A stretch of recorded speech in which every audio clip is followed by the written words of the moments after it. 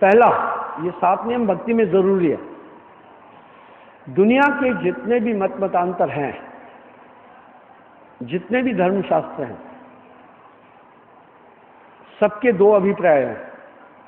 धर्मशास्त्र 2 चीज सिखाते हैं। अच्छा भाई, ये टाइम पर 7 नियम बताए, सत्य बोलना, दूसरा मांस न खाना, तीसरा भाई शराब नहीं पीना, चौथा परस्त्री गमन न करना, 5वां चोरी न करना, छठा जुआ न खेलना, 7वां हक की कमाई खाना। ये क्यों बताए? आखिर इनकी क्या जरूरत पड़ी? वो इसलिए बताए कि पाप कर्मों से सदा है जिसका रहता मन मलिन, उसको सपने में भी परमात्मा नजर आता नहीं। जो पाप कर्म करता है वो परमात्मा सत्ता को प्राप्त नहीं कर सकता। पाप करने का मतलब है किसी दूसरे को कष्ट देना। साच बराबर तप नहीं, झूठ बराबर पाप, जाके हृदय साच है बाके हृदय आप। सत्य से बड़ी कोई तपस्या ही नहीं है। सत्य आपको हर अपराध, हर गलत काम से बचाएगा। झूठ पाप का पोषक है, सत्य शुभ कर्म और धर्म का पोषक है। आप धर्म के रास्ते चलना चाहते हैं पाप के, ये फैसला करो। पाप के रास्ते का अंत नरक है, शुभ रास्ता कर्म का गंतव्य, लक्ष्य मोक्ष है। इसलिए सत्य आपको हर पाप कर्म से बचाएगा। ये बहुत बड़ी तपस्या है। साहिब वाणी में कह रहे, साच बराबर तप नहीं, झूठ बराबर पाप, जाके हृदय साच है बाके हृदय आप। दूसरा,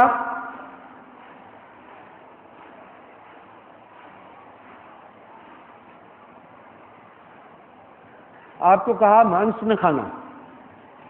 ये मानवीय अपराध है, ईश्वरीय अपराध है, प्रकृति की और वैज्ञानिक अपराध है। प्रकृति की ओर से मानव शाकाहारी है। जो ये कुछ लोग तर्क दे रहे हैं मांस खाने के लिए, उनको इल्म नहीं है। डॉक्टर सैमूल के अनुसार भी दुनिया के अंदर 2 तरह के प्राणी हैं, शाकाहारी और मांसाहारी। इनकी प्राकृतिक पहचान है। जो मांसाहारी है उनकी आंखों में इंफ्रारेड सिस्टम है, रात को देखते हैं अंधेरे में भी।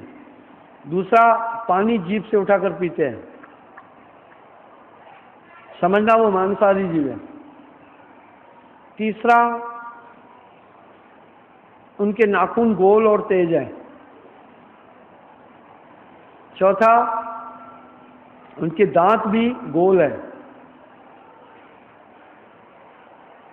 5वां, उनमें विष है। तेंदुआ, बिल्ली, नेवला, लकड़बग्गा, गीदड़, कुत्ता आदि, ये सब मांसाहारी श्रेणी के जीव हैं। कभी भी वनस्पति पर हमला नहीं करते। कभी कोई शेर गोभी खाया गया? कभी कुत्ता किसी का बैगन खा के आया गया? कभी बिल्ली भिंडी खाती है क्या? ये सब जीभ से पानी उठाते हैं। ये मांसाहारी श्रेणी के हैं। दूसरे हैं शाकाहारी, उनकी 5 पहचान है। पहला है डार्क ब्लाइंड, वो अंधकार में नहीं देखते हैं। दूसरा, पानी निगल कर पीते हैं। तीसरा, नाखून चौड़े हैं। चौथा, दांत भी चौड़े हैं।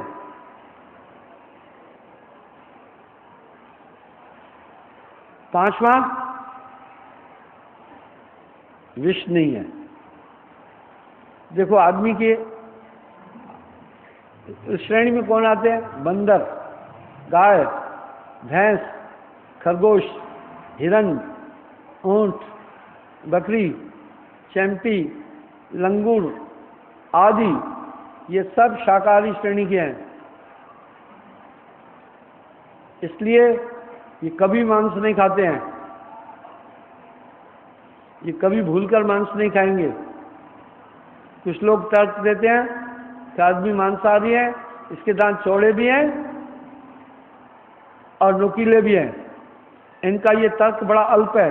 आदमी का एक दांत डार्क टीथ सिर्फ नुकीला है, कोई और नुकीले नहीं, ताकि तेज चीज को तोड़ने के लिए, अखरोट है, बादाम है, उसको तोड़ने के लिए एक दांत है ये, और सामने वाले दो दांत बड़े हैं, कटर टीथ कहलाते हैं, बाकी जबड़े हैं। आदमी का कोई दांत नुकीला नहीं है एक्सेप्ट एक डार्क टीथ। इसलिए ये तर्क उचित नहीं है, इसमें जान नहीं है। जबरदस्ती बात करनी है तो अलग बात है, अगर ज्ञान से बात करनी है तो मनुष्य 16 ने शाकाहारी है, ये डार्क ब्लाइंड है, अंधेरे में नहीं देख पा रहा है। बंदर को, गाय को, इन शाकाहारी प्राणियों को कुछ भी खाने को दो, पहले सूंघते हैं, उन्हें मांस की महकाई फेंक देंगे, कभी नहीं खाएंगे। आप अनुभव करना, एक रोटी मांस के बने हुए मांस के अंदर डुबाकर गाय के पास फेंकना, सूंघकर रोटी नहीं खाएगी, जबकि वो रोटी खाती है। एक बेवकूफ ने मुझे कहा कि जी मैंने टीवी में देखा बंदर मांस खा रहा था। मैंने कहा उसको इंसान ने बिगाड़ा होगा, किसी चीज में थोड़ा थोड़ा मांस खाना उसे मिला कर दिया होगा, वो नहीं जान पाया होगा और उसको फिर आदत बना दी होगी। इस तरह इंसान बेसिकली शाकाहारी है, किसी भी प्राणी को नहीं मारना।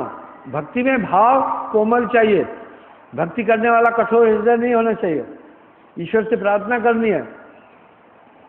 मांस खाने वाला कठोर हृदय हो जाएगा। क्या बिल्ली में दया है? क्या शेर में दया है? क्या लकड़बग्घे तेंदुए में दया है? क्या चीते में दया है? इनमें दया नहीं होती है, ये खून बहाकर खाते हैं। इसलिए मांसाहारी बहुत जटिल होता है। साहब ने तो यहाँ तक कह दिया, मांसाहारी मानवा प्रत्यक्ष राक्षस जान, इनकी संगत मत करो, हरे भक्ति में हान। इसलिए आपसे ये बात की। तीसरा आपको कहा नशा न करना, इसलिए कोई तर्क खड़ा नहीं होगा इस बात के आगे। जितने भी प्राणी जगत के जीव हैं वो सब प्राकृतिक जीवन जीते हैं, और इसलिए हृष्ट पुष्ट हैं। ये मनुष्य हर दिशा में गलत हो रहा है, इसलिए इतना अक्लमंद और बीमार यही है दुनिया में। समस्याएं इसी के पास है ज़्यादा। बाकी सब जीव अपनी जीविका गुजारते हैं, और बुढ़ा भी है कि यही हो रहा है, मनुष्य ही बुढ़ा हो रहा है। इसी 18 अप्रैल को 64वां जन्मदिन है मेरा।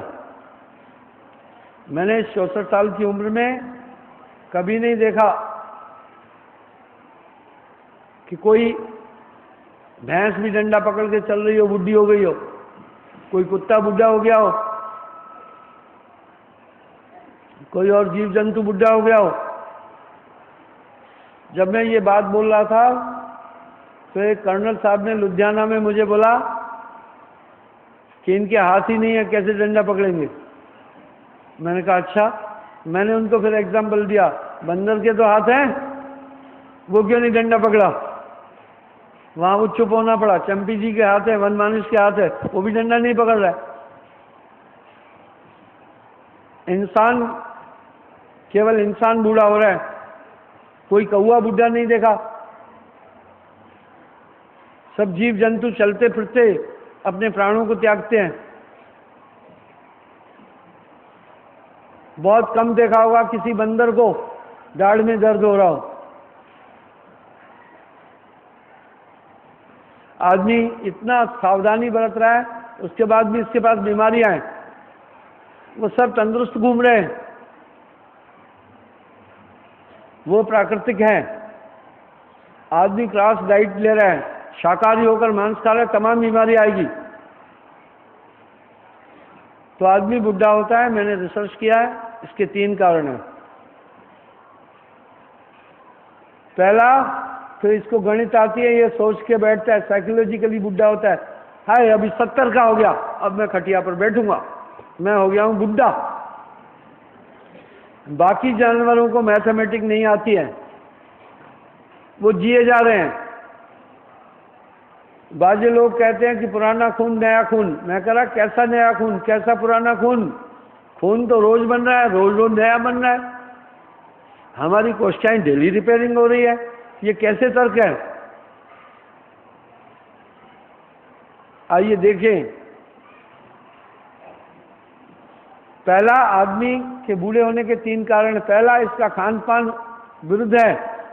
इस धरती में एक यही है जो चूल्हा जला रहा है, मसाले फलाना ये वो भुंजा तला ये सब खा रहा है, इसलिए इसका लीवर खराब हो जाता है, ये बीमार हो जाता है। बाकी जीव जंतु बहुत अच्छे हैं। मैं देखता हूँ 70% लोगों में फैट्स और मोटे दिख रहे हैं, बंदे 50% के आसपास, माताएं बहनें 70% मोटी हैं। मोटापा अपने आप में ही एक बीमारी है। हमारी जो बड़ी बुजुर्ग थी, दादियाँ माताएं नानियाँ, वो मोटी नहीं थी। वजह वो एक्सरसाइज करती थी, वो दही मथती थी, वो चक्की पीसती थी, वो कुएं से पानी निकालती थी, वो पोछा लगाती थी रोज, वो कपड़े पछोड़ती थी, वो सभी काम करती थी, इसलिए वो तंदुरुस्त थी। अभी मैं देखता हूँ इतनी मोटी मोटी माइयाँ बंदगी करने जब आती हैं, 5000 आदमी रोज बंदगी के लिए आते हैं, वो झुक नहीं पाती हैं, उठ नहीं पाती हैं, उनको बड़ी प्रॉब्लम आती है, उनको खींचो फिर, ये परेशानी है। सुनो, ये क्यों हुआ है इसके पास ये मोटापा? ये अपनी लेवल से ऊपर क्यों जा रहा है? इसका खान पान बड़ा अवरुद्ध है। इस सृजन के अंदर 84 लाख जीव हैं, बूढ़ा एक मनुष्य हो रहा है, बाकी कोई जीव जंतु बुढ़ा नहीं हो रहा है। जैसा कि मैंने अभी कहा, 64 साल की उम्र में, अभी मैं 64वां जन्मदिन है मेरा, 18 अप्रैल, कोई बूढ़ा मैं और कौवा बूढ़ा नहीं देखा, कोई मछली बूढ़ी नहीं देखी, कोई और जीव जंतु बूढ़ा नहीं देखा। ये आदमी बूढ़ा हो रहा है। इसकी पहली वजह यह है, इसके 3 कारण हैं बुढ़ापे के। पहला, मनुष्य अप्रासंगिक भोजन खाता है, अप्राकृतिक। प्रकृति की ओर से ये शाकाहारी जीव हैं। डॉक्टर सैमूड ने भी इसका, इस सृजन में 2 तरह के जीव हैं, शाकाहारी और मांसाहारी। जो मांसाहारी प्राणी है उनकी 5 पहचान है। 2 ही कैटेगरी के जीव हैं दुनिया में।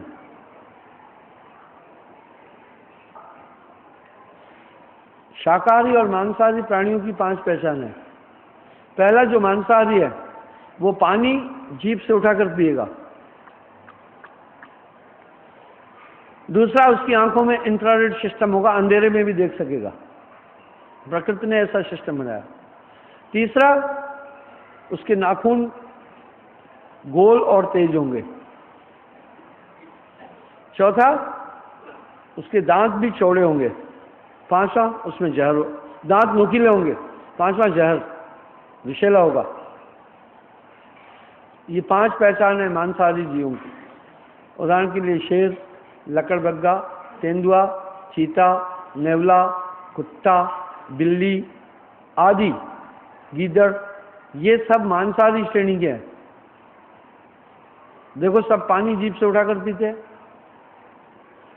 दूसरे हैं शाकाहारी श्रेणी के, उनकी 5 पहचान है। वो डार्क ब्लाइंड, अंधेरे में नहीं देख पाते। दूसरा, पानी निगल कर पीते हैं। तीसरा, उनके दांत चौड़े हैं। चौथा, नाखून भी चौड़े हैं। 5वां, पॉइजन नहीं है। गाय में जहर नहीं है, बकरी में जहर नहीं है, ऊंट में जहर नहीं है, उनका दांत भी लग जाए कोई फर्क नहीं है। कुत्ते का लग जाए तो रेबीज हो जाएगा, लकवा हो जाएगा, उनमें विष है। आप देखो, कोई भी प्राणी क्रॉस में नहीं जा रहा है। कभी बंदर को मांस खाते देखा कि किसी चिड़िया को नोच के खा रहा है? कभी भी नहीं खाते, चाहे कितने भी भूखे हैं, कुछ भी उन्हें दो वो सूंघ कर खाते हैं, वो तंदुरुस्त घूम रहे हैं सभी। आपने कभी नहीं देखा होगा कोई बिल्ली बैंगन खा रही है, कोई शेर किसी की गोभी खाकर चला गया, वो क्लास में डाइट लेते ही नहीं है, वो तंदुरुस्त है। आदमी बड़ी रॉन्ग डाइट ले रहा है। मनुष्य भी शाकाहारी श्रेणी का है, क्योंकि ये पानी पीकर निगल कर पी रहा है, डार्क ब्लाइंड है, नाखून चौड़े हैं, दांत भी इसके चौड़े हैं और पॉइजन नहीं है, इसलिए इसे मांस नहीं खाना है। मांस खाने से पूरी बॉडी के सिस्टम अवरुद्ध हो जाते हैं। अरे आटा पीसने की चक्की में अगर पत्थर पीसोगे तो कैसा होगा भैया?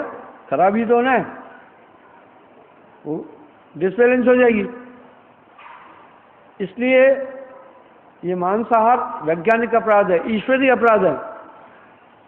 हमारा धर्म बोल रहा है आत्मवतम सर्वभूतेषु, सभी प्राणियों में एक आत्मा है, किसी को भी नहीं सताओ। आपके किसी आदमी को चोट लग जाती है तो पीड़ा होती है ना, आपके बच्चे को कोई तकलीफ दे तो पीड़ा होगी ना। ये धर्म यही तो सिखा रहा है, आप किसी भी प्राणी को हिंसा नहीं चाहिए इस धर्म में। ये बहुत ग्रेट धर्म है, क्योंकि मन वचन कर्म से किसी प्राणी को दुख देना ही नहीं है, और भक्ति में तो इसकी जगह ही नहीं है।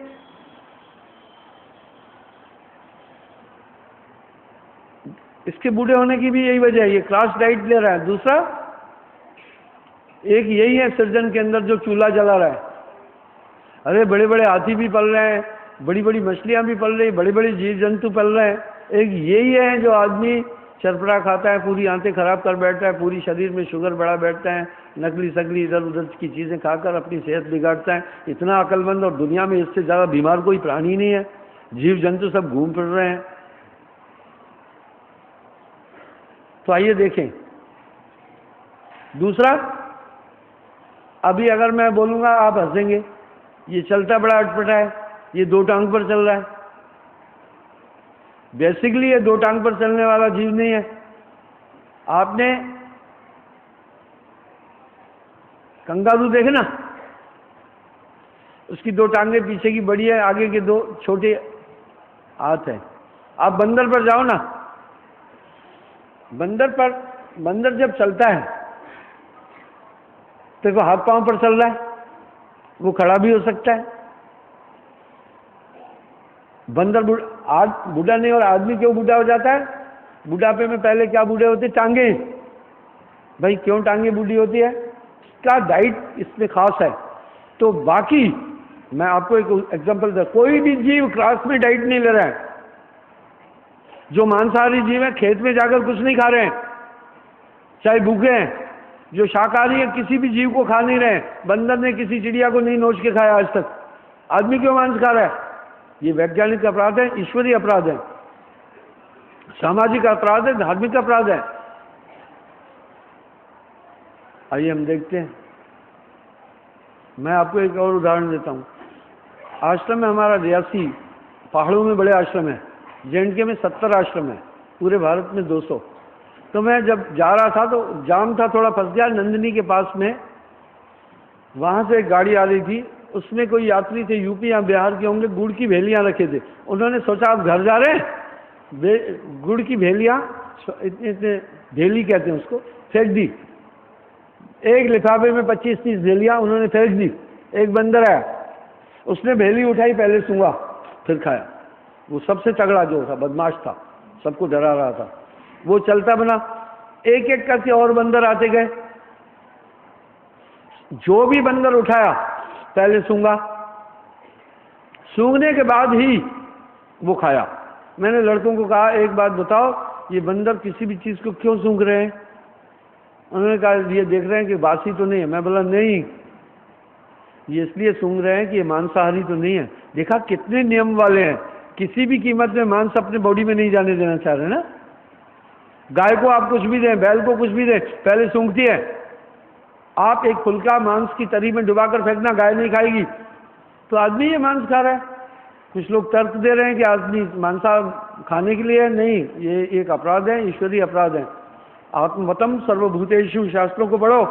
किसी भी जीव की हत्या नहीं करना, किसी भी प्राणी को नहीं मारना। इसलिए हमने बताया भाई मांस नहीं खाना। एक सेठ आया जलंधर का, हाँ बेंगलोर में उनकी फैक्ट्री है, बेसिकली मारवाड़ साइड का है। मुझे कहा महाराज आपको मैं बहुत धन्यवाद दूंगा, 5 लाख लोगों का आपने मांस शराब छुड़ाया, ये बहुत बड़ी उपलब्धि है। बाकी तो आपका सतलोक अलग चीज़ है, लेकिन इतनी हिंसा छुड़ाई। अभी एक मांसाहारी भाई गुरचरण सिंह शुरू से नहीं, अच्छा ठीक है। बाघ सिंह पहले मांस खाते थे ना, कितने साल हुए छोड़े? अच्छा ठीक है। उम्र कितनी आपकी? 70-60 साल आपने मांस खाया लगभग। कितने अंडे खा लिए होंगे? कितने मुर्गे? कितनी मछलियां? इस 10 साल में कितने खा लेना था? एक आदमी ने इतनी हिंसा रुकी। सत्य और अहिंसा एक दूसरे के पूर्वक है। इस तरफ शराब भी बड़ा पिया होगा, बाल्टी हो, अब शराब भी नहीं पी। आइए देखिए, तीसरा हमने कहा भाई नशा नहीं करना। आखिर भक्ति का इससे संबंध है क्या? संबंध है तभी तो बोला। अरे भाई फौज में जिसको भर्ती करते हैं, खड़ा करते हैं अंडरवियर में, देखते हैं घुटने तो नहीं मिल रहे हैं, क्यों?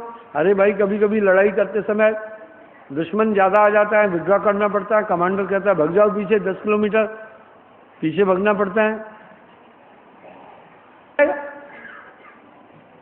भाई ये भक्ति से कंसर्न है। अब जो घुटने अगर मिल रहे हैं फौज में भर्ती होगा वो नहीं दौड़ सकता है, उसके तो घुटने अपने आपस में टकराएंगे, उधर ही गिर जाएगा। इसलिए वहां कंडीशन है, पूरी फिजिकल फिटनेस को देखते हैं। फिर हाथ यूं खड़ा करते हैं, 5 मिनट हाथ खड़ा कराते हैं, अगर हिल गया नहीं भर्ती करेंगे। क्यों? अगर हाथ यूं किसी को कम कपी होती है, अगर वो गोली यूं हो रही है तो आदमी को क्या चांद में गोली मार देगा वो तो। इसलिए वो देखते हैं बैलेंस है कि नहीं, उछल कूद करवाते हैं, बाकी चीज कराते हैं। कंडीशन है ना, ये सब कंडीशंस हैं। इसी तरह भक्ति में भी कंडीशंस है। क्या मांस नहीं खाए, नहीं तो भक्ति आपको फलित नहीं होगी। अरे भाई आपकी कोई बहुत सेवा करे, आपके बच्चे को मार डाले, आप उस पर प्रसन्न होंगे? इसकी वजह है वो आपका बच्चा था। सृजन के जितने भी जीव हैं प्रभु के उत्पन्न किए हुए, और हमारा धर्म कह रहा है आत्मवतम सर्वभूतेषु, सभी प्राणियों के अंदर आत्मा का वास है। मैं आपको एक उदाहरण देता हूं। आप ये मत सोचना कि मनुष्य ही अपने बच्चों से प्यार करता है। यहीं पर तो एक चिड़िया गिरी थी ना, तो उसकी मां आ गई। जब उसकी मां आई, उसको ले जाना चाहती थी, इतने में एक आदमी पकड़ना चाह रहा था। चिड़िया ने उस पर हमला किया पीछे सर पे, इसी जगह। एक पूर्णिमा को देखा था ना आपने, यानी वो भी बच्चे की रक्षा कर रही थी, नहीं कर रही थी। आप जिस बकरी के बच्चे को मारने के लिए जा रहे हैं वो बेचारी रंभा कर बोल रही, उससे दुख नहीं हुआ? किसी भी प्राणी को दुख देने वाला भक्त हो ही नहीं सकता है, इसलिए वर्जित किया। यह धार्मिक अपराध है, ईश्वरीय अपराध है, वैज्ञानिक अपराध है और मानवीय अपराध है। मनुष्य सभी प्राणियों को सेव करता है, उनकी सुरक्षा करना है। प्रकृति ने आपके लिए हजारों किस्म के भोजन पदार्थ बनाए हैं, काजू बादाम बनाए, मेवे बनाए, फल फ्रूट बनाए। मैं लद्दाख में भी रह गया, कभी दारू नहीं पिया। प्रतापपुर सेक्टर रह गया, कभी दारू नहीं पिया। मिजोरम साइड में रह गया, 24 साल फौज में नौकरी कर गया, मैं तो कभी ड्रिंक नहीं किया। आज तक मैं हॉस्पिटल नहीं गया हूँ, घमंड से नहीं बोला। 64 साल उम्र में मैंने बीपी भी नहीं चेक कराई है, शुगर भी नहीं चेक कराई, किडनी भी नहीं चेक कराई, हार्ट भी नहीं चेक कराई। भोजन ठीक रखो यार, अपना तंदुरुस्त रहोगे। जापानीज की एज बहुत ज्यादा है, वो बुद्धिस्ट है, वो मांस नहीं खा रहे हैं और सबसे अक्लमंद जीव है। अमेरिका तक को हिला दिया था जापान ने। ये तो वहां सुनामी आ गई, बेचारे वो परेशान हो गए, अदरवाइज उसकी इकोनॉमी वर्ल्ड में सबसे टॉप थी। तो ये मांसाहार जो है ये बहुत बड़ा अपराध है। तीसरा हम देखते हैं, हमने इसलिए वर्जित किया भाई मांस नहीं खाना, किसी जीव की हत्या नहीं करना। परमात्मा आपसे प्रसन्न ही नहीं हो सकता है, आपने भक्ति करना है, प्रभु को रिझाना है। भाई तीसरा कहा नशा न करना, जहन लग अमल सबे हरामा। नशा एक खतरनाक चीज है, बड़ा खतरनाक। मैं आपको बताता हूं, इस समय वर्ल्ड चाणक्य नीति पर चल रहा है, विदुर पर नहीं। विदुर बड़े विद्वान थे, धर्मिष्ठ थे। चाणक्य कूटनीतिज्ञ था। चाणक्य ने ही तो चंद्रगुप्त को प्रोड्यूस किया था। चाणक्य ने चंद्रगुप्त को बताया, अताताई को किसी भी तरह खत्म करो। हे राजन, अताताई कौन? जो समाज को दुख देने वाला, बहुत समूह को कष्ट देने वाला। बोला, हे राजन, जो समाज को पीड़ा देने वाला है उसको किसी भी तरह खत्म कर दो। चाणक्य नीति में आया। बोला, हे चाणक्य, अगर वो वीर हैं सोते में मार दो, पर मार दो, वो समाज के लिए घातक है। अगर वो चालाक है सोते में नहीं मार सकते हो, विष देकर मार दो। चाणक्य नीति बोल रही, मार दो, अताताई को मार दो। अगर वो होशियार है तो भी नहीं मरता है। फिर उसने विष कन्याएं रखी थी 7। बोला, उनके जाल में फंसाओ, उनसे संभोग करने के साथ ही आदमी मर जाएगा। बोला, उसमें भी नहीं मरता है। हे चाणक्य, हे राजन, उसके परिवार में किसी को शराब पीना सिखा दो, वो पूरे कुल का नाश कर देगा।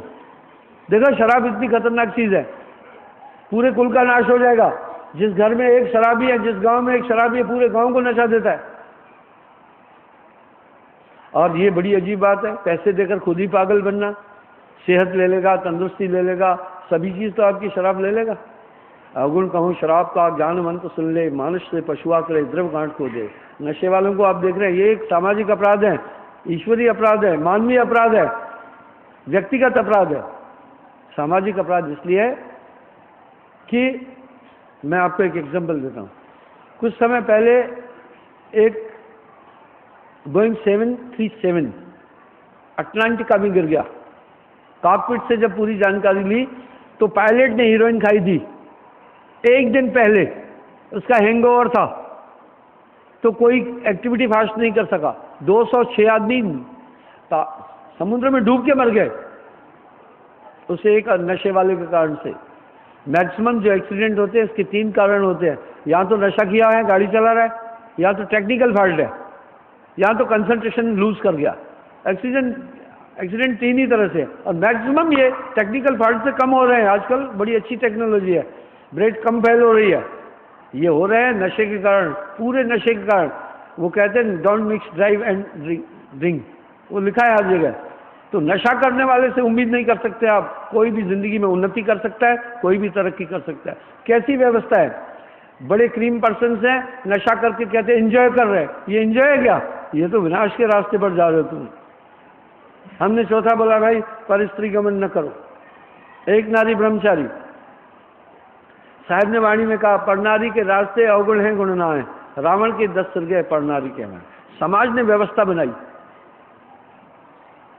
समाज ने एक व्यवस्था बनाई। क्या आप ब्याह करो अपनी इच्छा से, अपनी सुंदर स्त्री चाहे ढूंढ लो, उसके साथ रहो। समाज ने एक व्यवस्था बनाई, अगर आप पराई स्त्री की तरफ जाएंगे तो आपको व्यभिचारी करके बराए देंगे, छेक देंगे। देखा, ये सामाजिक अपराध है ना। दूसरा क्या, स्त्री को उल्टा करके निकाल देते हैं कि उसको न पंक्ति में बैठने देते, न खाने देते। क्यों? एक आदमी ब्याह करके अपना घर बसाता है, शादी करता है। जब ब्याह शादी करता है, अपना परिवार बाल बच्चे पालता है। जब उसको पता चल जाता है मेरी पत्नी के किसी से नाजायज संबंध है, तो वो व्यथित हो जाता है, या तो स्त्री को मारता है या खुद परेशान हो जाता है। आपको एक उदाहरण दूं, कह रहे वेल डन इंडियन, वो कह रहे भारतीय, वाह क्या कहना, एक ही शादी करके जिंदगी भर अपनी बीवी के साथ गुजर कर रहे हैं। कितनी, ये ब्याह केवल सेक्स है क्या? ये तो एक हमारी धार्मिक अनुष्ठान है। पति पत्नी कसम खाते हैं ब्याह के समय कि किसी भी देश काल अवस्था स्थिति में हम अलग नहीं होंगे, पूरा जीवन हम साथ रहेंगे, कोई दुख, कोई संकट, कोई परिस्थिति हमें अलग नहीं करेगी। तो ये धोखा नहीं हुआ? ये तो धोखा है। साहब ने सीधा सीधा कह दिया, परनारी के रास्ते अवगुण हैं गुण ना है, रावण के 10 सिर गए परनारी के मैं। यार, जो पद पदार्थ रानी के वही कहानी के, पराई स्त्री की तरफ क्यों जा रहे हो? अपनी पत्नी उसी तक सीमित रहो। ये अपराध है। रावण के 10 सिर गए परनारी के मैं। 5वां हमने कहा, भैया चोरी मत करना, ये भी अपराध है, बड़ा अपराध है, बहुत बड़ा अपराध है। इंसान धन कमा करके अपनी जीविका गुजारता है, थोड़ा बहुत। धन क्या है? उसका परिश्रम है। द्रव्य क्या है? उसकी मेहनत है। अगर सही तरीके से धन आ रहा है तो मेहनत से ही मिलता है।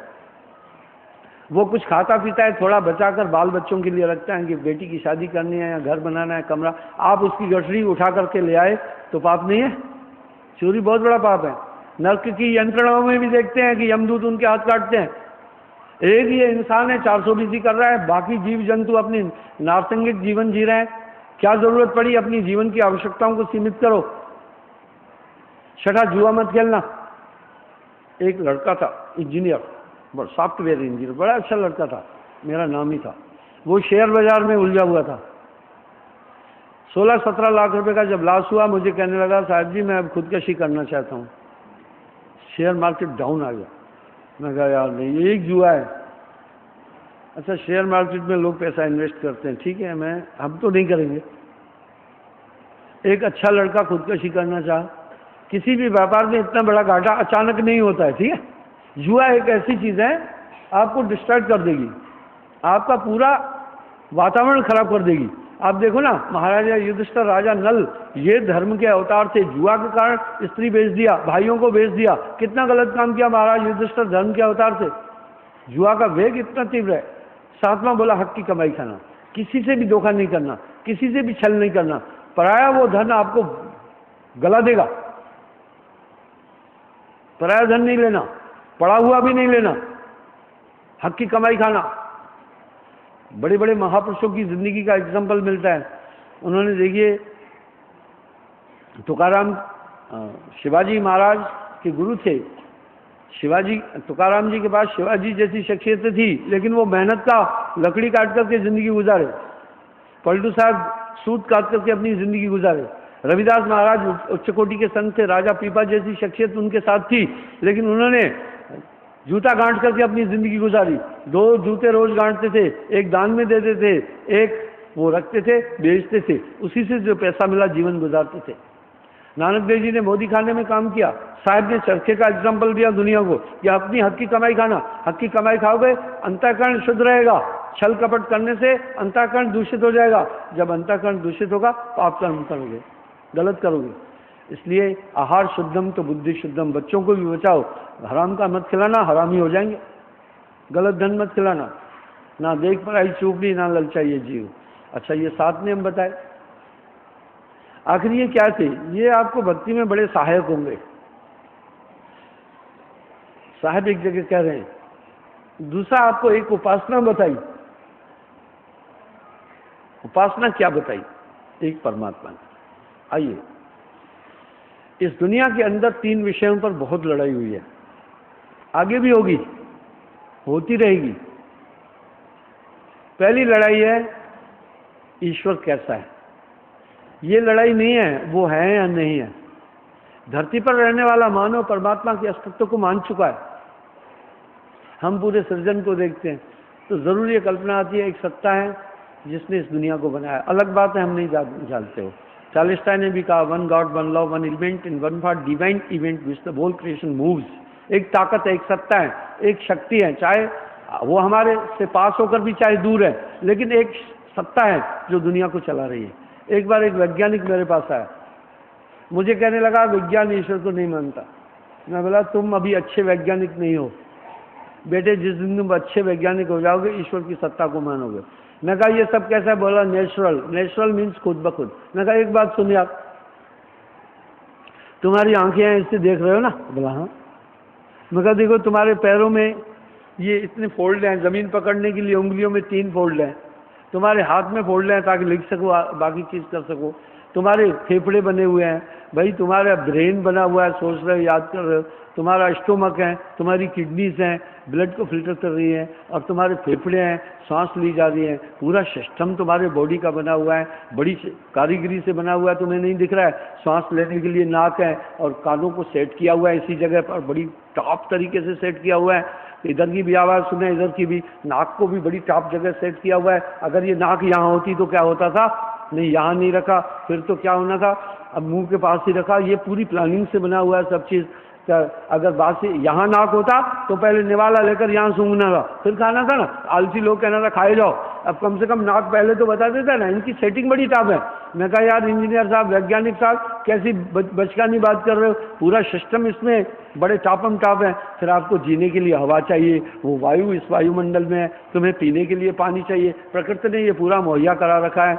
और देखो चलने के लिए धरती और अनाज खाना है, फल फूल, शरीर में ब्लड चाहिए था, उसके लिए हमारे वसुंधरा के अंदर पूरे तत्व मौजूद है। 60 elements are contain in the soil. तुझे परमात्मा अभी भी नजर नहीं आ रहा है? तुम्हें नहीं दिख रहा है कि ये पूरा सिस्टम कैसा है? तुम्हारे अंदर मेमोरी बनाई, ऐसा एक वैज्ञानिक ने अभी कंप्यूटर बनाया, स्वीडन के किसी ने, बड़ी टॉप मेमोरीज दी। किसी ने आज कहा कि ये तो इंसान जैसा है, बोला कतई नहीं।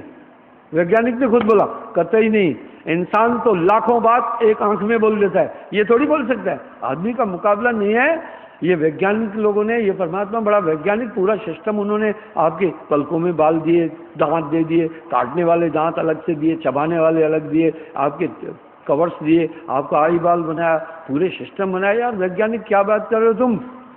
खुद ब खुद है। इसके बाद खुद ब खुद कुछ बनते देखा?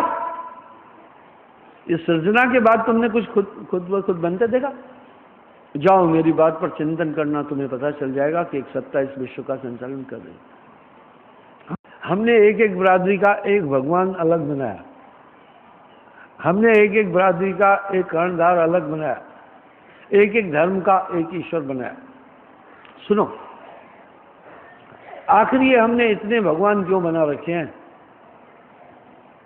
नानक, वेद तो हमारा कह रहे एको ब्रह्म द्वितीय नास्ति, नानक देव जी भी कह रहे, नानक एको सुमरी एक ही है, जल चल रहा समय। साहब भी कह रहे हैं कि पात पात को सींचते मूले दिया सुखाए, मूली माली सींचे मूल को रुता है फल का।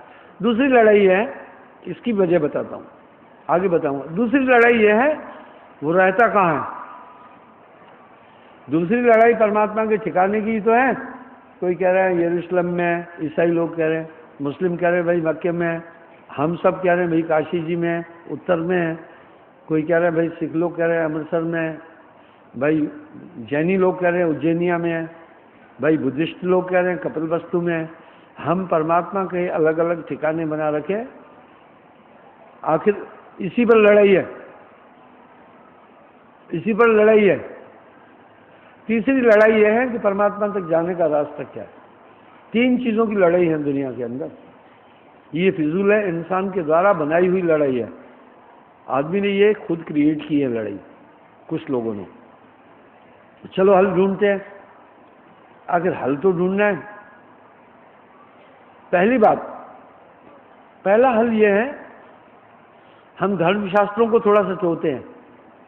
धर्मशास्त्र 2 चीज सिखाते हैं। पहला, जीवन पद्धति। हमारे वेदों में 1 लाख श्लोक है। 1 लाख श्लोक में 80,000 श्लोक हैं, जीवन पद्धति सिखाते हैं। पाप क्या है, पुण्य क्या है, कृत क्या है, अकृत क्या है, करना क्या है, नहीं करना है क्या है।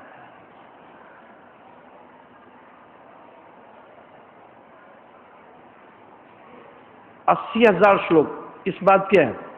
16,000 श्लोकों में देवताओं के गुण, उनकी उपासना पद्धति, उनकी आहुति कैसी करनी है, उनको कैसे मानना है, उनकी शक्तियां क्या है, उनसे क्या प्राप्त हो सकता है, ये है। कोई भी धर्म खराब करना बड़ी बेवकूफ़ी है। हर एक धर्म में कुछ न कुछ कारण है। धर्म पहले आचार संहिता सिखा रहा है, और 4,000 श्लोक परमात्मा का रूप का वर्णन कर रहे हैं। तो लड़ाई किस बात की है? वो तो कह रहा है वो स्त्री भी नहीं है, पुरुष भी नहीं है, जन्मता भी नहीं है, वो आदृश्य भी, जेते दृश्यम चेते अनित्यम, पंचभौतिक तत्व भी नहीं है, जेते आदृश्यम चेते नित्यम। ऐसी ऐसी स्थिति परमात्मा की वेद कह रहे हैं। पर ये आदमी ने परमात्मा का अलग अलग रूप क्यों बनाए? इसमें इसके हितों की पूर्ति होती है। हमारे देश में करीब 15 करोड़ लोग परमात्मा के नाम से रोटी खाते हैं, ठीक है, मुझे कोई ईर्ष्या नहीं है। वो कोई काम धाम नहीं करते हैं, कोई तांत्रिक बनकर, कोई ओझा बन करके, कोई टोटकाबाजी बन करके, कोई यज्ञ करा करके, कोई कथावाच करके, कोई अन्य चीज़ें करके 15 करोड़ लोग रोटी खाते हैं। ये व्यवसाय है, टॉप व्यवसाय हो गया। धर्म क्षेत्र व्यवसायिकता में बदल गया। इसमें राजनीति भी समाविष्ट हुई, अपराध भी आ गया। अच्छा, कोई बात नहीं। इसलिए नए भगवान बहुत बनेंगे, इंसान बना रहे। दूसरा, जबकि हमें धर्मशास्त्र भी तो बोल रहे हैं। दूसरा झगड़ा ये है, रहता कहाँ है? अरे वेद तो साफ कह रहा है आत्मांति ईश्वर है, आत्मा के अंदर है।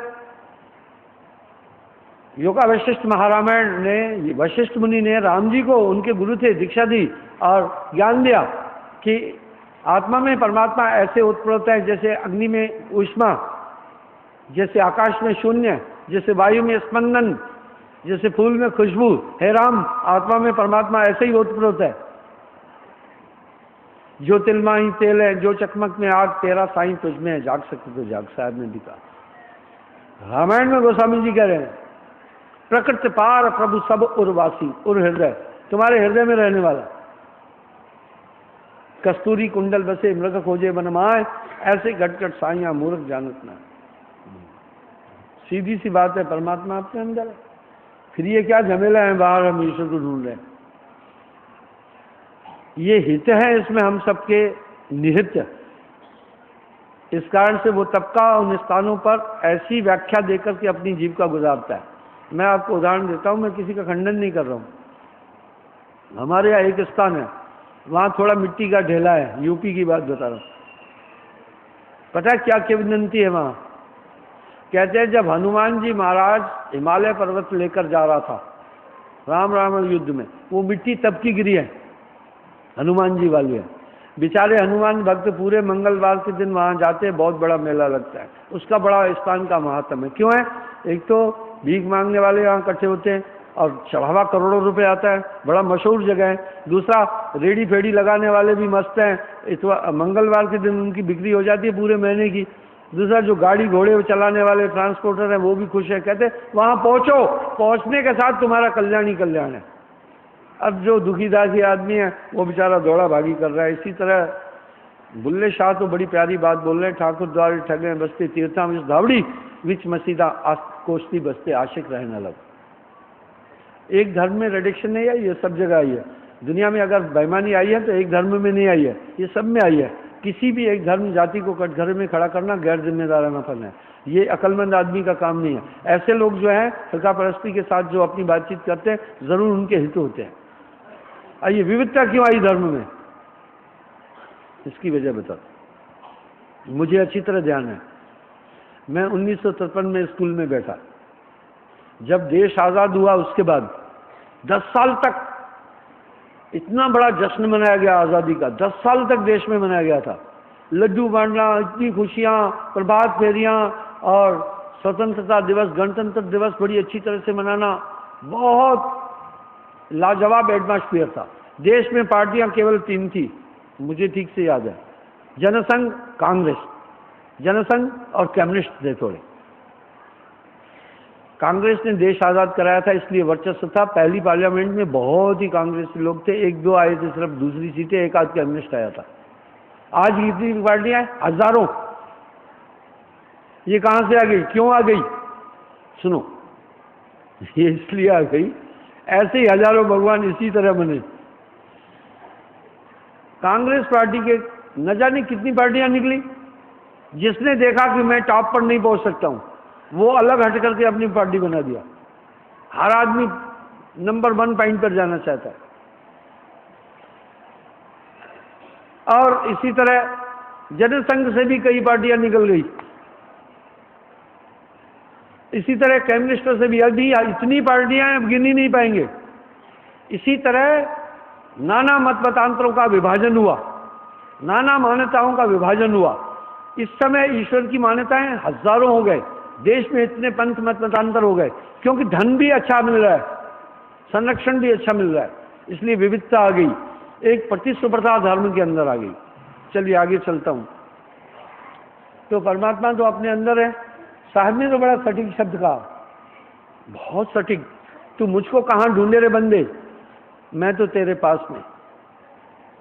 ना मैं जल में, ना मैं थल में, नहीं पवन आकाश में, ना मैं काशी, ना मैं मथुरा, नहीं काबे कैलाश में, भंवर गुफा में मैं न रहता, नहीं पिंड ब्रह्मांड में, ना मैं जप में, ना मैं तप में, नहीं योग संन्यास में, क्रियाक्रम में मैं न रहता, नहीं योग उपवास में।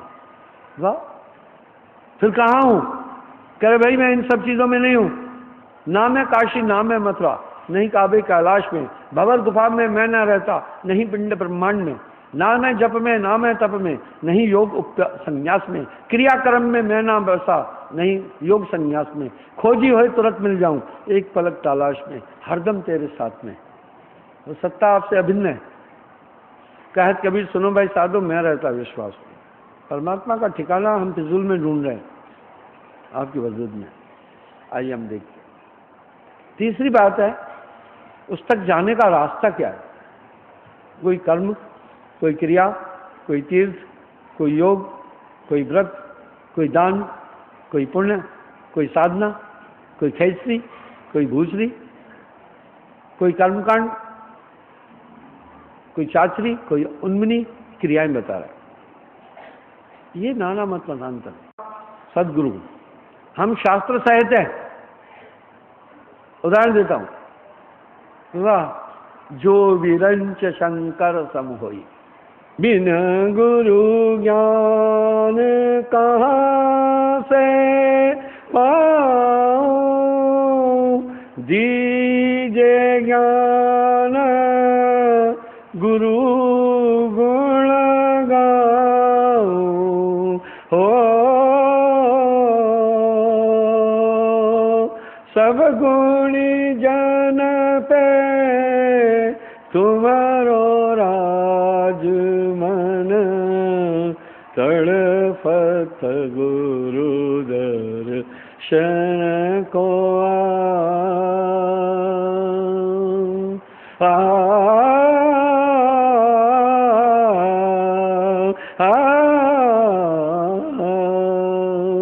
मन तड़फत गुरु दर्शन को गुरु बिना भवनिधर शरण कोई,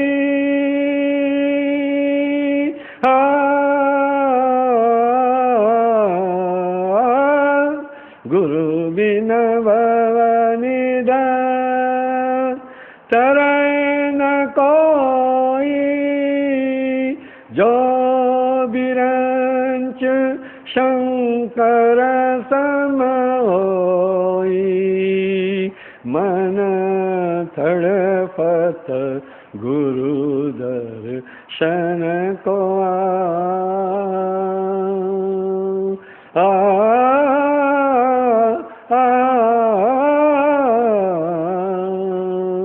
मन तड़फत गुरु दर्शन को तुम्हारे द्वार का मैं हूँ,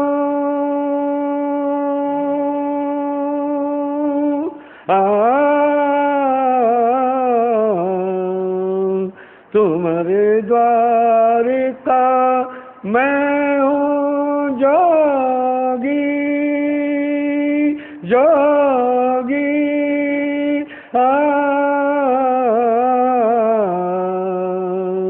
तुम्हारे द्वार का मैं हूँ जोगी, हमारी और कृपा कब होगी, हो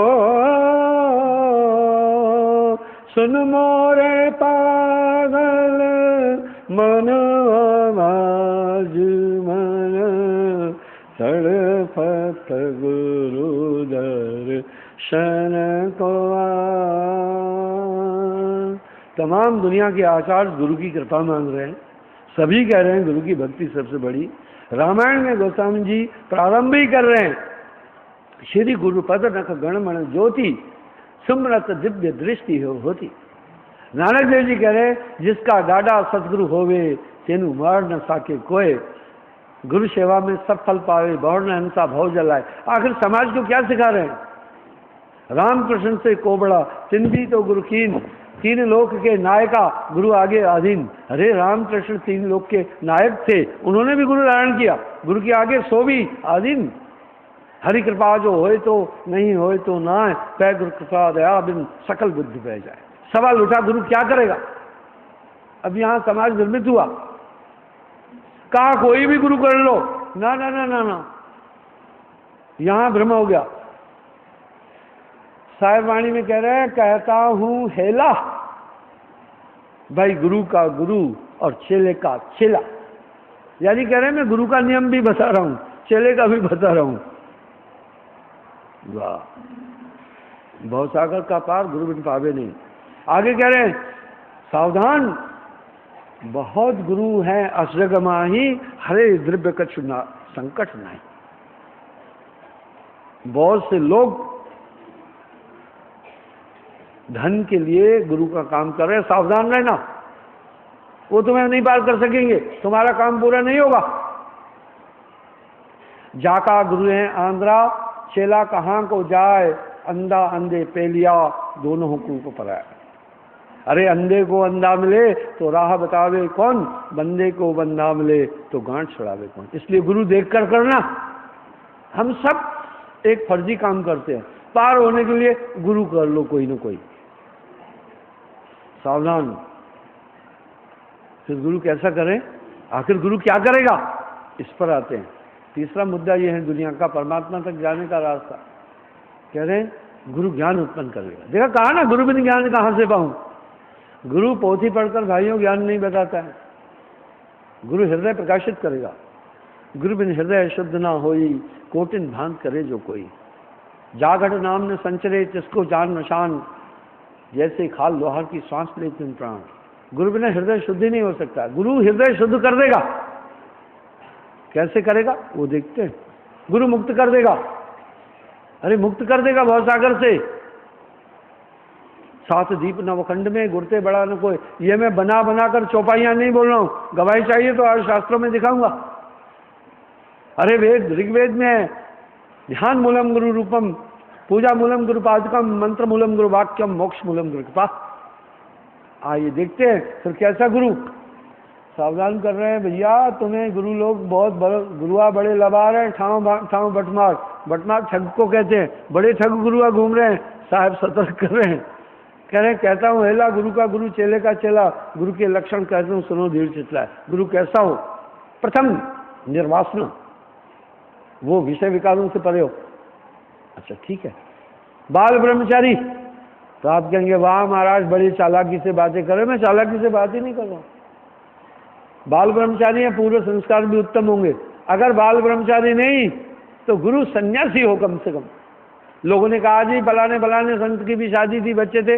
मैं बोला शादी थी, बच्चे थे, लेकिन जब दुनिया को चिताने आए तो सबको छोड़ के आए।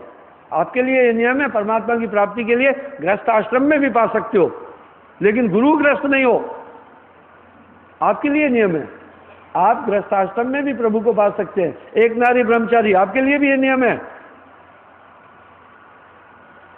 सती जगत में तासे कहिए जाका पति है एक, जति जगत में सोई कहावे जाकी नारी एक। दोनों के लिए जति सती है। वो भी एक नारी ब्रह्मचारी, एक पत्नी तक है, वो भी जति है, जति पुरुष है। इस कलयुग में अगर ऐसा भी है वो बहुत उत्तम है। हाँ, आपके लिए नियम है एक नारी ब्रह्म, अपनी पत्नी तक रहना, लेकिन गुरु विषय न करे। जो आपको संसार से पार करेगा, कह रहे तन मन बा को दीजिए जाके विषय आए। संतों ने सभी बातें बोली है। लोग उनकी बातें अर्थ के लिए, अपने अपने स्वार्थ के लिए चलाते हैं, लेकिन सार में नहीं जा रहे हैं।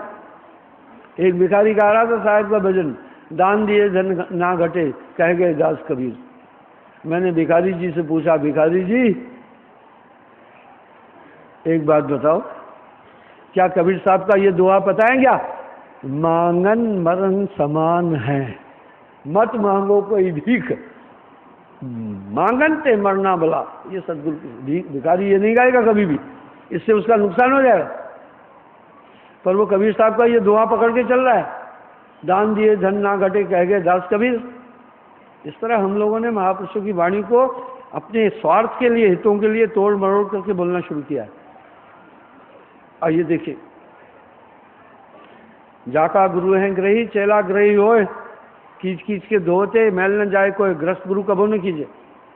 दूसरा, गुरु हो निर्बंधन, पकड़ घूमे। उसका कोई बेटा बेटी घर द्वार नहीं हो, नहीं तो पूरा माल कमाकर वहीं दे देगा। तीसरा हो सारग्राही, अपनी हक की कमाई से रोटी खाए। देखो मैं घमंड से नहीं बोलता, पेट के कारण करे गुरुआई, पीढ़ी सहित नरक में जाई। पांचवा गुरु हो सर्वज्ञ, धर्मशास्त्रों का ज्ञान और आंतरिक जगत का ज्ञान और आपकी शंकाओं का निराकरण कर सके। छठा समदर्शी, क्लास कलर कास्ट क्रीडलेस, वो आत्मवतम सर्वभूतेषु, अमीर गरीब न देखे, ऊंच नीच न देखे, वो सब में आत्मा देखे। सातवां ईश्वर निष्ठ, परमात्मा में मिलाओ तो तुम्हें बदल सकेगा। ये है गुरु के लक्षण। पानी पीजिए छान के, गुरु कीजिए जान के। फिर क्या करेगा गुरु? पार कर देगा। मैं क्षमा चाहूंगा थोड़ा लेट हो गया। आखिर कैसे पार करेगा? कंधे पर बैठा के? ये आत्मदेह इस बॉडी में बंद है। इस धर्म की 3 मान्यताएं हैं। ये 3 मान्यताएं हैं, ईश्वर है और आत्मा अमर है और संस्कार हम अपने कर्मों के अनुसार बुद्धि बनती है। इससे हम तो धर्मिष्ठ है, हम नास्तिक थोड़ी है। इसके अनुसार यानी आत्मा नाना जन्मों से भटक रही है। बहु बंधन ते बांधिया एक बेचारा जीव, जीव बेचारा क्या करे जो न छुड़ा देती। आपने देखा ना, आपके सामने 3 घंटे बैठा हूं मैं। अभी तो आप उठ के चले जाओगे, मुझे वहां 2 घंटे सबसे मगज पच्ची करनी है, उधर भी बैठना है 2 घंटे, उधर से बैठ कर फिर ऊपर नामदान देने जाना, उससे भी 1 घंटा मत्था मारनी है। रोज की यही काम है। अपन जी रहे हैं, चल रहे हैं। गुरु ने आत्म रूप लखायो है यहाँ, सतगुरु बिना कोई मोक्ष का दाता नहीं। कैसा करेगा आओ बताता। ये आत्मदेव कहाँ है? आत्मदेव कहीं घूमने गया भाई? ये आत्मा नहीं हो सकता, क्योंकि सबका शरीर 5 भौतिक तत्वों से बना। छित जल पावक गगन समीरा, 5 तत्व को अधम शरीरा। आत्मा के लिए तो कहा गया, उसकी व्याख्या शास्त्रकारों ने अलग दी है। वो नैनम छिद्राणी शस्त्र, नैनम दहंती पावक है, चन शोषंती मारुत है। आत्मा तो निराली है, पर ये भाग सिंह आत्मा कैसे हो सकता है? जो ये स्ट्रक्चर खड़ा है, जो ये भौतिक शरीर खड़ा है, ये आत्मा नहीं है। कैसे आत्मा है? ये आत्मा है ही नहीं। क्योंकि भाग सिंह को तलवार मारो तो लग जाएगी ना भैया, आग में भी जल जाएंगे। इसलिए ये ढांचा हम लोगों का जो पार्थिव शरीर है 5 भौतिक तत्वों का है, इसकी 25 प्रकृतियां, ये आत्मा नहीं है। हम सब अपने बड़े बुजुर्गों को शमशान घाट में फूंक के आ गए, मिट्टी मिट्टी हो गया। मिट्टी का खिलौना एक दिन भज जाना, ये आत्मा नहीं है। दूसरा क्या दिख रहा है? जो ये बोल रहा है, ये कौन है? हमें विचार करना है, इस बोलते को जाने। ये जो व्यक्तित्व तो खड़ा है, इन्हीं की बात नहीं है, सबकी है ना। ये बोल रहे हैं मेरे 4 बच्चे हैं। आत्मा की बीवी नहीं है तो बच्चे कहां से होने? ये क्या झमेला खड़ा है मेरे सामने? ये कह रहे हैं मेरी बीवी भी है, जब बीवी थे तभी बच्चे। आत्मा स्त्री भी नहीं है, पुरुष भी नहीं है। ये कह रहे माता पिता भी है। भाग सिंह को काम क्रोध लोभ भी, ये आखिर ये कौन है जो हमारे उत्तर प्रत्युत्तर दे रहा है कि मैं भाग सिंह हूँ, मेरे बेटे हैं, मेरी बेटियां हैं, मेरी बीवी है, मेरा घर है, मेरे माई बाप हैं, मैं नौकरी किया हूँ। जो ये अपनी अभिव्यक्ति दे रहा है, ये क्या चीज है? यही आत्मा? ये भी आत्मा नहीं है। ये आत्मा कैसे हो सकती है? जो बोल रहा है मेरी पत्नी है, मेरे बच्चे हैं, मेरा घर है, मेरा द्वार है, ये आत्मदेव कैसे हो सकता है? भाग सिंह को ठंड भी लगती है, आत्मा शीतोष्ण से परे है, भाग सिंह में इच्छाएं भी है। ये इस बोलने वाले को देखना है भाई। नानक देव जी कह रहे नानक हो में रहा अड़ाई। जो ये बातचीत कर रहा है इसको कहते हैं व्यक्तित्व, इंडिविजुअलिटी, आपा, खुदी। ये खुदी आत्मा है क्या? ये भी आत्मा नहीं है। ये कौन है? ये कौन उत्तर प्रत्युत्तर दे रहा है? कौन सुन रहा है? कौन कह रहा है? बुरा मन का खेल है। दिखाता हूं मन। मेरे शब्द गए कान ने तरंगे ब्रेन को दी। ब्रेन ने कहा, पूछा है तुम कौन हो? उसने कहा भाग सिंह हूं। और क्या करते हो? बोला फौजी था। ये जवाब कैसे दिया इन्होंने? जवाब ऐसे दिया, चित्त ने डिकोड किया, ब्रेन को बताया, ब्रेन ने मुंह को मन के 4 रूप है ना, मन, बुद्धि, चित्त, अहंकार। जब ये मन इच्छा करता है इसे मन कहते हैं, जब फैसला करता है बुद्धि, जब याद करता है चित्त, क्रिया करता है अहंकार। बुद्धि ने हुक्म दिया मुंह को, बोलो, कि फौजी था। हुक्म पाकर के मुंह बोला, खड़ा हो गया भाग सिंह। कैसे खड़ा हो गया? ब्रेन ने आदेश दिया टांगों को, किस रूट से दिया आदमी नहीं जान रहा। स्पिनिंग कोड से संदेश किया टांगों को, इन्होंने संदेश माना, भाग सिंह खड़ा हो गया। अब इन्होंने कैसे बताया? मेरी बीवी है, मेरे बच्चे हैं, मेरा माँ बाप है। मेमोरी ने बताया कि तेरे, फौरन मेमोरी ने, जब मैंने पूछा कितने बच्चे हैं, मेमोरी ने बताया 4। देखो, ये इन्हें माइक्रो सेकंड काम हुआ। इसका मतलब है इस पूरी क्रिया में एक चीज शामिल थी, हमारा मन। मन के 4 रूप है, मन, बुद्धि, चित्त, अहंकार। जब ये इच्छा करता है तो इसे मन कहते हैं, जब फैसला करता है इसे बुद्धि कहते हैं, जब याद करते हैं इसे चित्त कहते हैं, जब क्रिया करता है इसे अहंकार कहते हैं। इसका मतलब है ये मन ही है। फिर आत्मा कहाँ है? जो ये संज्ञाएं दे रहे हैं, जो ये विवरण दे रहे हैं, जो ये बातचीत कर रहे हैं, ये आत्मा नहीं हुई। आत्मदेव कहाँ है? कहाँ गया ये भाग सिंह के बॉडी में रहने वाला आत्मदेव? कहीं घूमने गया है या यहीं है? आत्मदेव यहीं है। आत्मदेव का क्यों नहीं पता चल रहा है? भाग सिंह ने आत्मदेव को दबा रखा है। नानक देव जी ऐसे ही नहीं कह रहे, नानक हो मेरा आड़ाई। जो ये कह रहे हैं मैं भाग सिंह हूं, ये खतरनाक है, ये आत्मदेव नहीं है। वो तो क्षमा, दया, शील, काम रहित, क्रोध रहित। भाग सिंह में क्रोध भी है, लोभ भी है, मोह भी है, अहंकार भी है, 5 शत्रु है। ये कहां से आ गए? भाग सिंह को खुद नहीं पता है। ठीक है, रह रहे हैं यहाँ। साहब कह रहे संतों घर में झगड़ा भारी। देखते हैं ये 5 बड़े बलवान हैं, ये आत्मा को नहीं पता चलने दे रहे हैं, ये बड़े खूंखार हैं। साहब कह रहे तेरा बैरी कोई नहीं, तेरा बैरी मन। देखते हैं ये कहाँ रह रहे हैं। अभी एक गाली दे के देखो भाग सिंह को, तो सोटा लेकर धड़ाम से मारने आ जाएगा।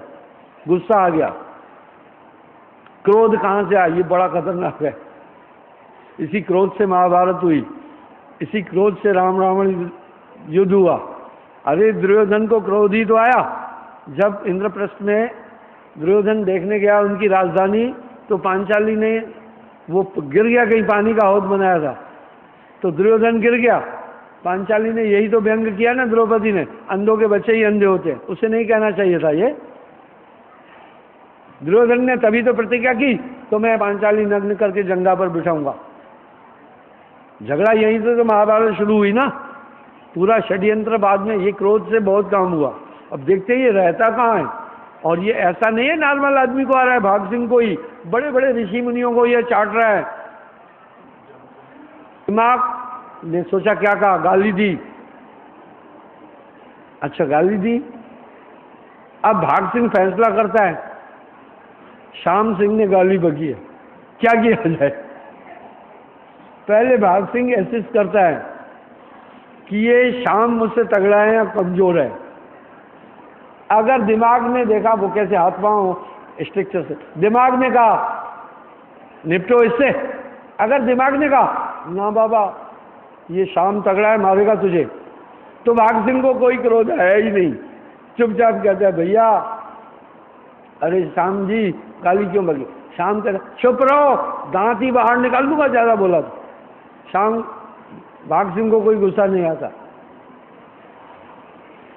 अगर दिमाग ने कह दिया निपटेंगे इससे, गाली बकी है, जैसे ही हुआ अब क्रोध आ गया। ब्रेन के निर्णय के बाद ही तो गुस्सा निकला। दे लाख, दे मुक्का, दे गुस्सा, दे सोटा, धड़ाधड़ क्रोध आया। ये क्रोध आसमान से टपका क्या? अरे आया कहां से क्रोध? हमारे फैसले से ही तो आया। क्रोध निकला कहां से? हमारे ओपिनियन से निकला। फैसला किसका था? बुद्धि का। बुद्धि मन का रूप है। इसका मतलब काम, क्रोध, लोभ, मोह, अहंकार मन से निकल रहे हैं ना भाई, सीधी तो बात है। अब और ये बड़े बड़ों को नचा रहा है। ब्रह्मा ने कीनो दापा, 6 पुत्रन को दीनो श्रापा। ब्रह्मा ने 6 पुत्रों को श्राप देकर भस्म किया। शिवजी महाराज भी भस्म कर देता है पूरी दुनिया। दुर्वासा आदि को क्रोध आया, भस्म कर दिया 56 कोटि यादव वंश को, और कपिल को भी, कपिल मुनि को गुस्सा आया। यानी आता है ये इसी मन का है। दूसरा भाई काम कहाँ से आ गया?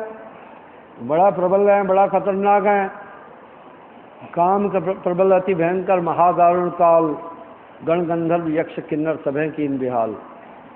ये सबको बेहाल कर रहा। कहाँ से आया? आओ देखें। आंखों ने देखा सुंदर स्त्री है, मन बुद्धि को लगा बड़ी प्यारी है, तो स्पर्श और विकार आए, काम पैदा हो गया। अच्छा ठीक। अगर यानी ये भी तो बुद्धि के फैसले से हुआ।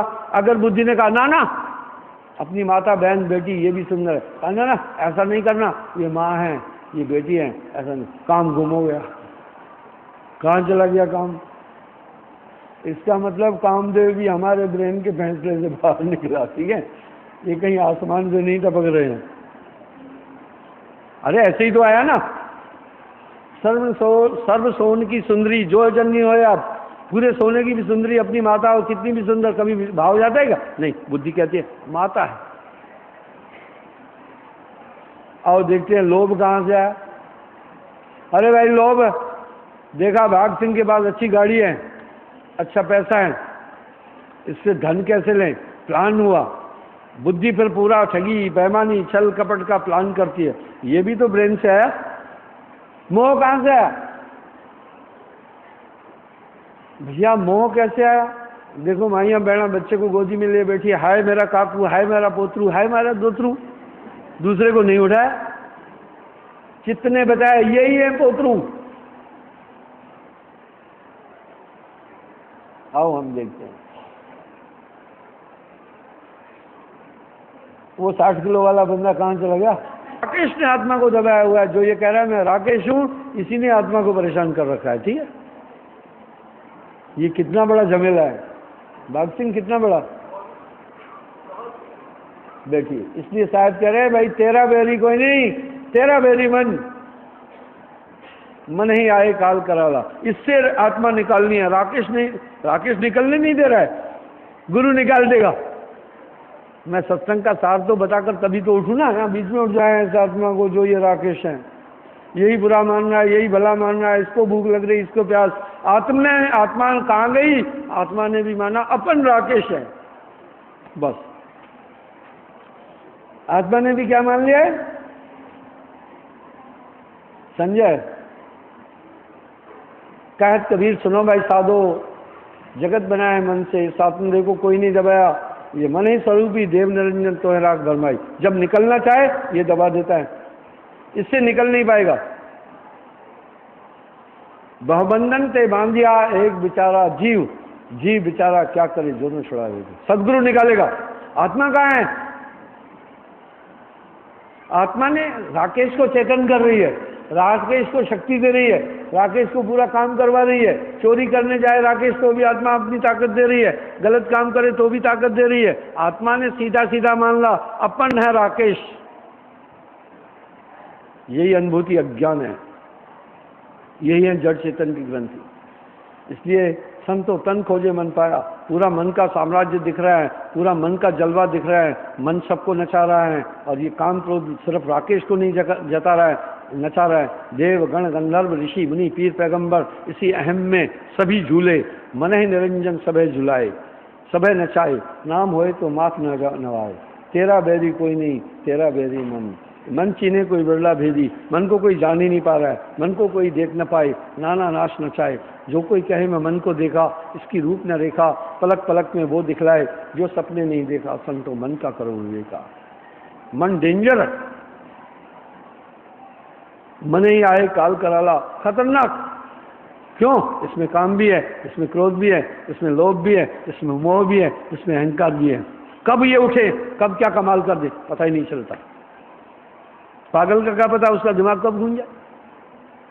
इस तरह ये सब इन सब मान जीव को घेरा। गुरु कैसे छुटाता है? नाम दान देने के टाइम इसी आत्मदेव को जो अंदर है इसे चेतन करता है। ये आत्मदेव कौन है? आपकी सुरती, आपकी चेतना, आपका ध्यान। इस सुरती को गुरु जगा देता है। जब ये जाग जाती है मन का पूरा खेल समझ में आता है। अब राकेश का कम चल रहा होगा, नामदान के बाद राकेश का जोर अब नहीं चल रहा है, अब आत्मदेव जाग गया है, वो राकेश को अभी काबू कर रहा है, इसलिए बदल देगा गुरु। गुरु को कीजिए दंडवत, कोटि कोटि प्रणाम, कीट न जाने भ्रंग को कर ले आप सफान।